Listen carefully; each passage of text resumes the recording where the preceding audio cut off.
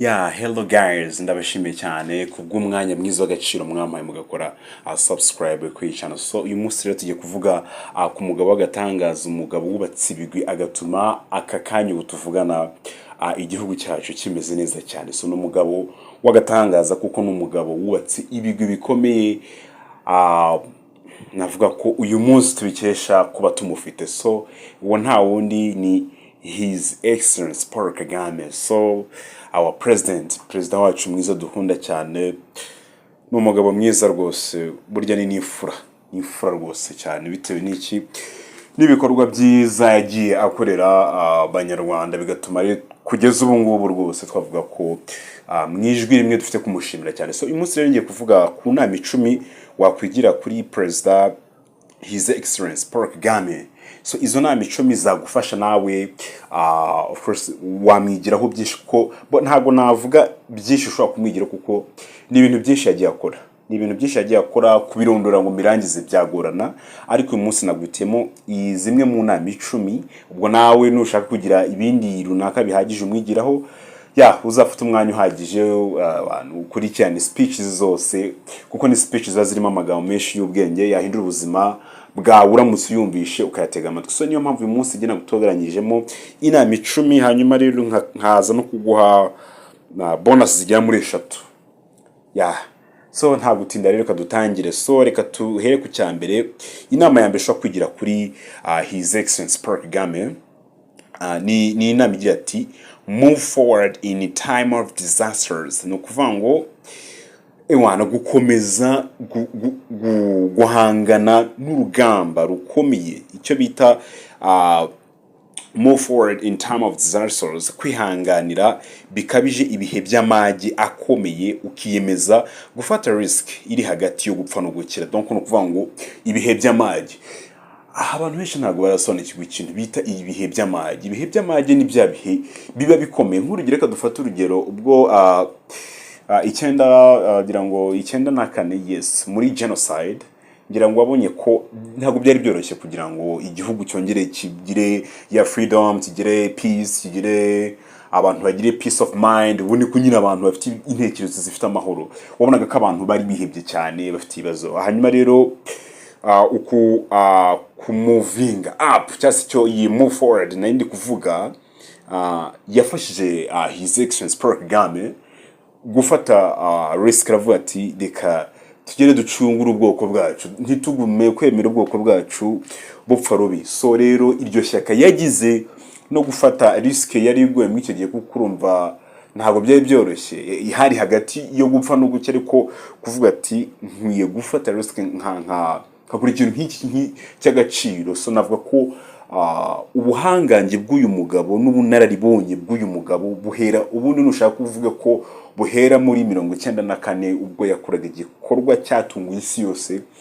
agakura u Rwanda muri mu magi rwari rurimo cyo bita time of disasters, twari turimo za genocide. So navuga ko rero n'umugabo wakoze igikorwa cy'indashyikirwa. Buryo umugabo akoze igikorwa nk'iki cy'indashyikirwa nibwo abanyarwanda bakunda kuvuga ati n'umugabo nyamugabo cyangwa se umugabo mu bagabo. Yes, so urumva rero iyi nama nayo wayimwigiraho gufata kwiyemeza mu bihe bigoye by'amagi, ukavuga ati ngomba gukora ikintu runaka, icyo shaka gukora, destiny yanjye nubwo ndi mu bihe by'amagi ngomba gukomeza kabisa, nta mpamvu zo ku don't give up kabisa. So ndumva ari ibyo ngibyo. Okay, sasa reka tujye ku cya kabiri rero ushaka kugira kuri President Paul Kagame, His Excellency our president. Ushaka kumwigira ku ikindi cya kabiri ushaka kumwigiraho nicyo bita chastity. No kuvuga ngo chastity bivuga ubudakemwa, ubudahemuka ku nshingano zawe, ukemera kuzitangira aho bishoboka hose, ndetse ukaba wanapfa uzizize. Donc no kuvuga ngo ubudahemuka ku nshingano zawe, nimba uzi ko icyo ukora ari ikintu cyiza cyagira umumaro abantu benshi.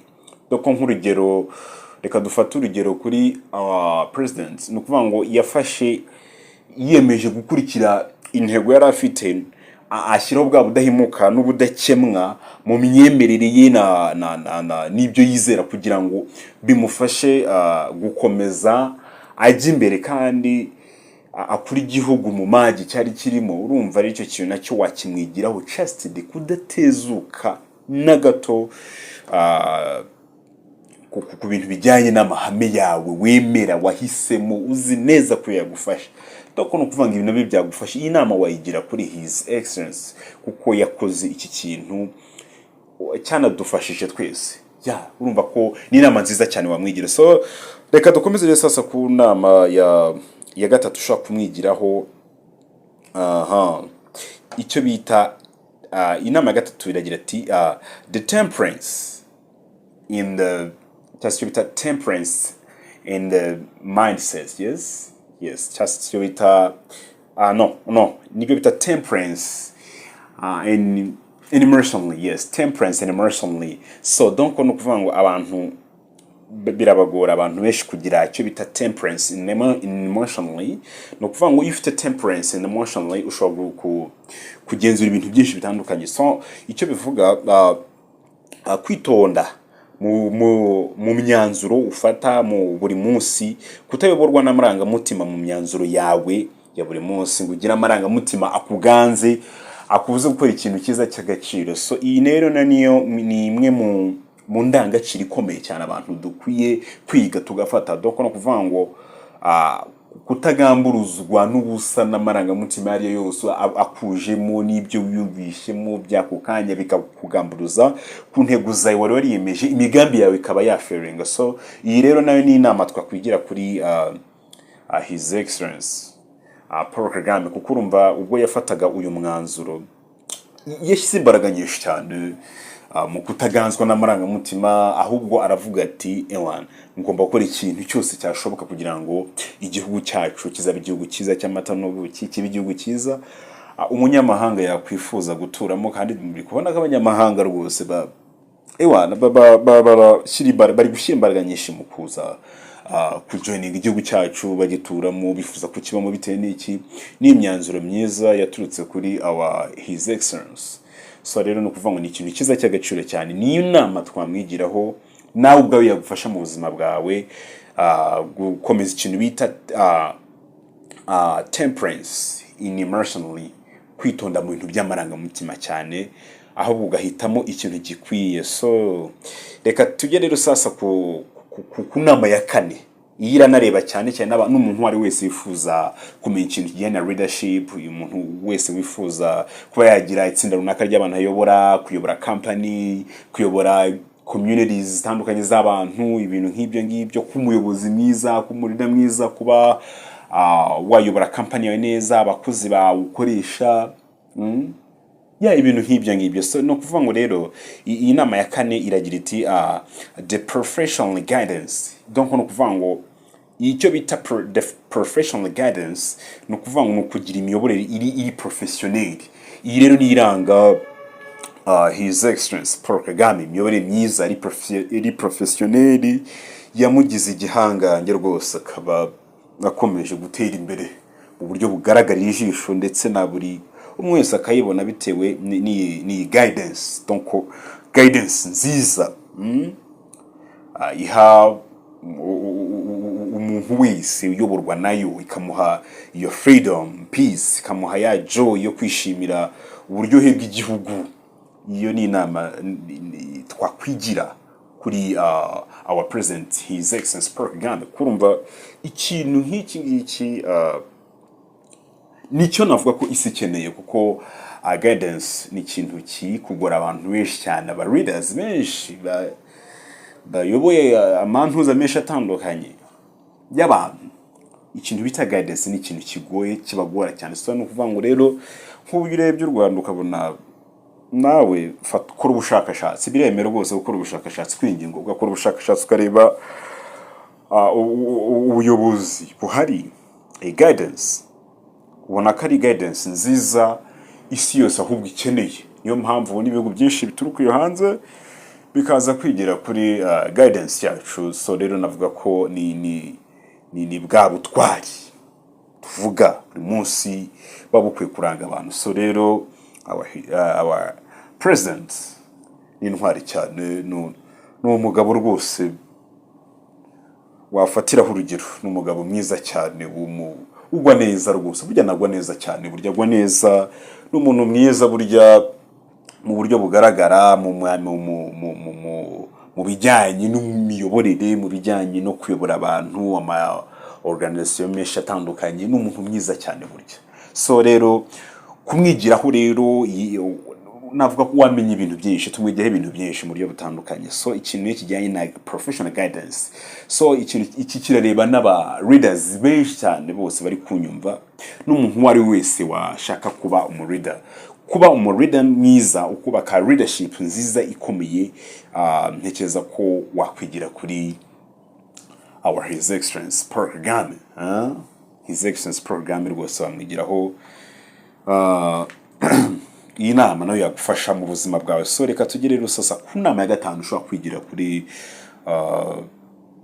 His Excellency, ikintu bita be you before someone else. Be you before someone else. Donc kuba wowe mbere yuko ushobora kuba watekereza mbere y'undi muntu ari wese. Mujya muyibona cyane cyane mu ma speech menshi akora, adushishikariza mu by'ukuri mu buryo bugaragara kwishakamo ibisubizo nk'abanyarwanda, nk'igihugu tukishakamo igisubizo kugira ngo igihugu cyacu kirusheho kuryoha, kibe cyiza, tugire products nziza, tumurikira abanyamahanga baze bazihahi nabo bibe akarusho. Urumva ibyo byose ni bijyana na ya professional guidance navugaga aruguru. Donc kuyobora abantu, ukaba ibyangombwa byose, ariko ukanabigisha by'umwihariko kubaho mbere yuko bajya gukenera izindi donations zindi zituruka hanze, izindi mfashanyo zindi zigomba guturuka hanze. N'iki nubwo nazo zije ntacyo zatwara abantu, ariko nanone ntago ari byiza ko umuntu akwiye kuzirindira byiteka, kuko ugufashije burya ni hidden abakugiyemo, kuko burya wagufasha no mu buzima busanzwe burya zare niyo umuntu agufashije burya ni nkaho meze nkaho akugize cyangwa kuganje. Rimwe na rimwe ukaba wanagamburuzwa ku ntego zawe mu rwego rwo kukushyiraho igitutu giturutse k'uwo muntu. So niyo mpamvu rero atwigisha gukora kugira ngo Abanyarwanda, Afrika yacu tutazakomeza kuba inganzwa no kugaraguzwa gati n'ibihugu byinshi byo hanze, bituruka hanze bikaba byatuganza. So urumva rero nayo ni inama ya gatanu wakwigira kuri His Excellency Paul Kagame. So reka rero dukomeze ku nama ya gatandatu wamwigiraho yindi, nuko utava ku ntego zawe bitewe n'igitutu cy'abandi bantu, cyo bita to make a great purpose as you only.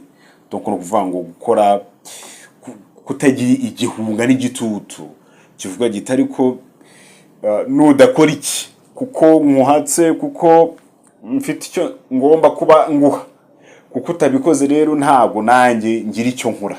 So ugaha umuntu nk'uwo akakuyobora, kakuvugiramo, kakugira. Imwe mu nama ikomeye twakwigira kuri President Paul Kagame, donc nukuta nyeganyizwa n'igitutu cy'abandi bantu bandi bo hanze baza bati ibintu gutya na gutya nuko byamera, ariko twagiti natwe turi abantu, by the way, bazima Imana yaremye, twagira amahitamo meza. So rero niyo mpamvu nimba turi abantu bagaciro, batekereza kure, kutagamburuzwa mu ntego n'undi muntu kuko aguhatse afite icyo aguha. Iyi ni inama ikomeye cyane twakwigira kuri perezida wacu mwiza dukunda Paul Kagame. So reka tugere rero ku nama ya karindwi ushobora kwigira kuri Paul Kagame, perezida w'igihugu cy'u Rwanda Paul Kagame. So ni icyo bita the humanitarian and compassionate hearts. Donc no kuvuga icyo bita the humanitarian and the compassionate hearts. Donc no kuvuga ngo ubumuntu no kugira umutima w'impuhwe, urukundo rw'umwimerere rwo gukunda ikiremwa muntu kugeza nubwo yewe our his excellence cyangwa se perezida wacu yahangayikishwa no kubera umuturage cyangwa gahangayika kubera umuturage. Donc uzajya ubona ko uyu mutima mwiza w'impuhwe wa kibyeyi agira ukurushaho kuba yahangayikishwa n'umutekano w'umuturage. Iki ni ikintu nacyo cy'umwihariko dushobora kwigira kuri perezida wacu. Donc no kuvuga ngo ibi bijyana n'umutima wa kimuntu wo gukunda umuntu no gukunda n'ibye nabe n'ubuzima bwe bwose muri rusange. So donc no kuvuga ngo rero iki ni kimwe mu bimenyetso simusiga bigaragaza ko umubyeyi wacu Paul Kagame afite umutima wa kimuntu, cyo bita umutima wa kimuntu, umutima wo kwita ku bantu, kundi kiremwa muntu akacyitaho. Umubyeyi mwiza cyane rwose, umunyempuhwe mwiza cyane, ntagire kasa, nyamuneka ntagire ukasa n'imfura mu mfura n'intwari mu ntwari rwose. Yamuvuga byinshi cyane. So rero reka tujye sasa ku nama ya 8 wamwigiraho. Urukundo ni iragira iti urukundo n'impuhwe zibabarira umuntu nubwo yaba yakoze amakosa. Donc mujya mubibona ko hari igihe umuntu akora ikosa akaba wenda yakurikiranwa, ariko igihe kimwe umuntu akazagira atya akabona ko yakosheje, akanasabaga n'imbabazi, akavuga ati mwambabarira, numvishe buremere bw'ibyo nakoze, nabonye ko wenda ntari shyashya, nanjye nabonye ko ntameze neza, afite ukuntu nanjye ntameze neza. Kubw'imbabazi rwose za his excellence, ukabona umuntu wacu nubwo yakoze icyaha runaka ariko arababariwe. Donc bivuga iki? Inama ya 8 isomo iduha niki? Kwitoza kubabarira umuntu kabishwe nubwo yaba yarakoze icyaha, yarakoze ikintu kibi, umuntu araguhemukiye, ariko nyuma ukagira umutima wo gutanga imbabazi mu gihe umuntu akwatse imbabazi. Ibi ni ikimenyetso simusiga kiranga umubyeyi muzima ukunda abana be. Donc no kuvuga ngo umubyeyi kigaragaza umubyeyi nyamubyeyi kari umubyeyi mwiza. Iyo umwana akosheje rwose ntajugunya, avuga ati ndakujugunye, ahubwo wenda guhikirwa kugira ngo witekerezeho, wisuganye, wongere ugarure nawe bwaba umuntu ya humanitarian ndi kuvuga, nawe wigira icyo bita humanitarian. Nawe numara kubona ko wagize bwaba umuntu rwose, mubyeyi akubabarire. Nicyo kiranga rero umubyeyi mwiza w'umunyempuhwe ugira mutima kimuntu muzima. So rero iyi ni inama nziza twakwigira ku mubyeyi wacu mwiza Paul Kagame, wa perezida wacu. So reka rero tujye ku nama yakendishwa kwigira kuri our president Paul Kagame. So his excellence Paul Kagame shako iyi nama yakendishwa kwimwigiraho igira iti develop new creativities. Yes, to develop new creativities, gushyigikira iby'iwanyu n'umuco w'iwanyu no guhanga udushya twanyu, aho guhanga amaso amahanga. Ibi nawe burya byakureba unyumva. Donc no kuvuga ngo gukunda ibintu by'iwanyu nawe ni inshingano yawe, si ngombwa ko banabikwigisha, burya nawe wakabikunze. Ibintu by'iwanyu ni ibigaragaza wowe ubwawe, kuko niho uva, niho ukomoka mw'abo bantu. Kubikunda ukabishyigikira ukabiratira abandi, nta nubwo bikwiye kumva ko ari ishema ry'abantu runaka ushaka kwigaragazaho cyangwa ushaka kubya. Ni n'ishema ryawe nawe ubwawe, reka kuko uvuga ibintu byiza by'agaciro, ubugaragaza ibintu byiza by'agaciro nawe ubwawe ufite kugaragaza nk'ishema ryawe. Iyo tuvuga made in Rwanda, tuvuga ati dufite ibintu runaka bisigaye bikorerwa mu Rwanda, nubwo tutaragira ibintu byose 100% byakorerwa mu Rwanda, ariko niburi byiza birahari byakorerwa inaha.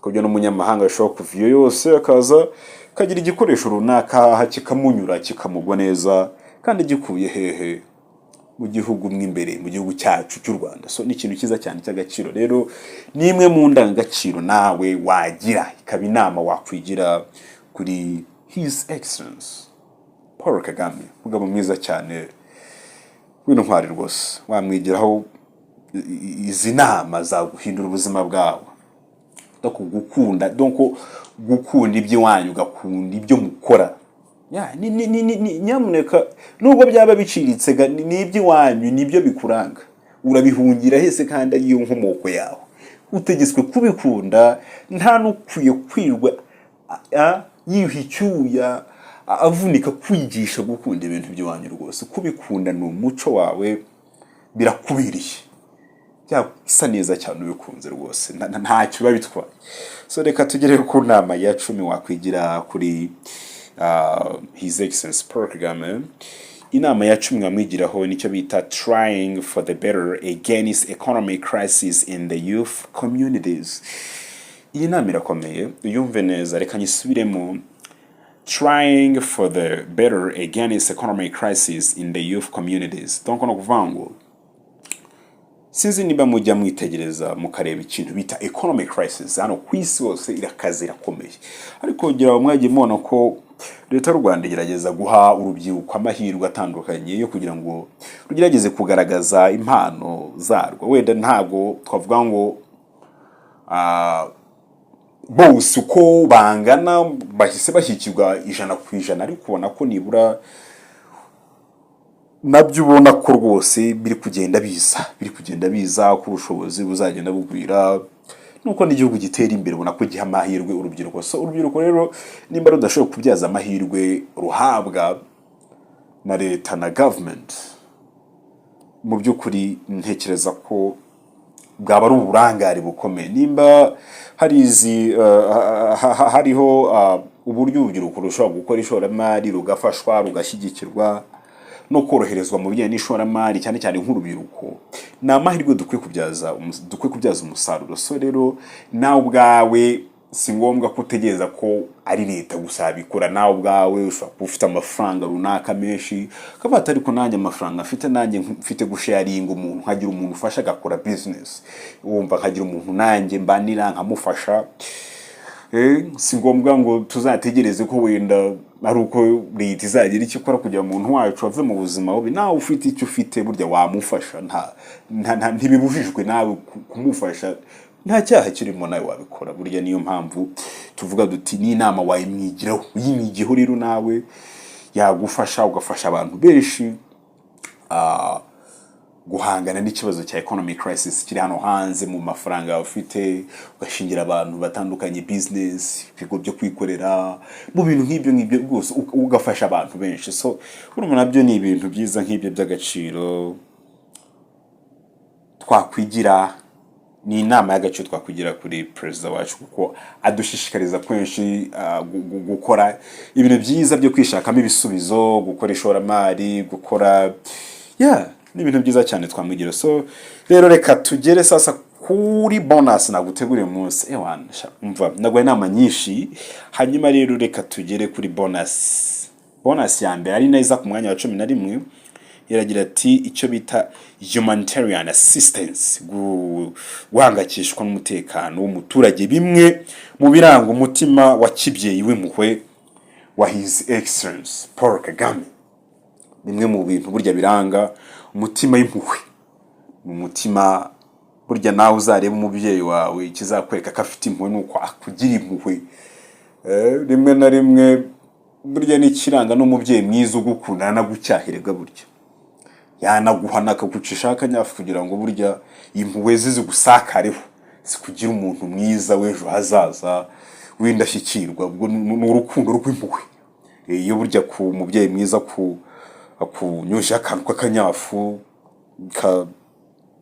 katababaza kagamije kwica na akanyafu burya kakukebura kakubwira ati nyamuneka dore urukundo rwa kibyeyi uracyakuriho kwe nta kubyaza umusaruro so navuga ko rero iyi humanitarian assistance navuga ko rwose i president wacu afite nyakubahwa Paul Kagame so navuga ko kubera kwiduhundagazaho n'abaturarwanda muri rusange navuga ko yagize umumaro cyane bigatuma n'umuturage nawe agira ijambo kandi akumva ko ashyigikiye mu gihugu cye atuje agatunganirwa ibyo akora akabikora atuje gashakisha ubuzima, gashakisha ifaranga, ndatuje ari mu mutekano we. Niyo mpamvu ubona rwose inzego nyinshi z'umutekano zitaba zituje, ziba zigerageza kugira ngo zirebe hirya no hino ko hari uburyo runaka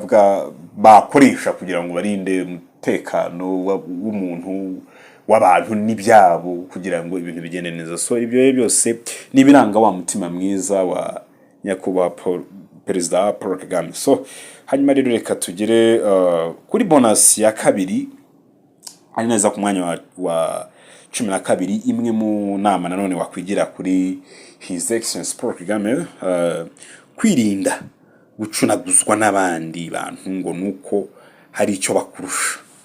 Ikintu cyo gucunaguzwa rwose ibihugu bya Afurika nibititoza kuva mu muco wo gucunaguzwa, umuntu agora gucunaguza kuko yitwa kaguhatse. Bati ngomba gucunaguzwa kuko hari ikintu runaka naguhaye, kuko naguhaye imodoka, ningucunaguza ntiwemere ko ngucunaguza nyine ukapfa rubi, ukapfapfana kubera ngiye imodoka yanjye ndayikwambura. Akajya nakubwira ati yewe n'ibiryo runaka naguha nabikwima, kicwa n'inzara utamenye kwishakamo ibisubizo, umucunaguzwa rero.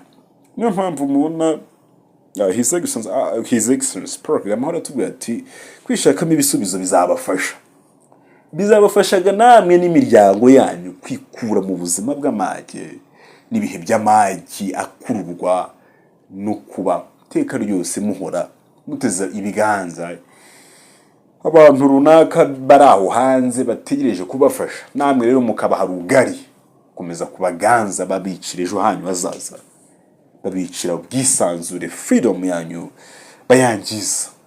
Ngo rero iyi nama yo guhora rwose adukebura tubwira ati nyamuneka mugira icyo mukora, tazakomeza kuba gucunaguzwa n'ibihugu nk'ibyo byo hanze. Yino ni inama ikomeye twamwigiraho, kandi koko nawe nimba ufite umuntu runaka witwa ko urugero waguhaye akazi, umukoresha wawe kuko yaguhaye akazi arinda gucunaguza, kandi ufite uburenganzira bwawe nk'ikiremwa muntu nawe cyo kubaka business, nawe ukareka guhora ucunaguzwa n'abandi, kuko abo bagucunaguzwa n'abantu nkawe kimwe nk'abandi bose. Nta kugira ngo rero umuntu abe inganzo mucakara umuntu, never, ntago ibyo.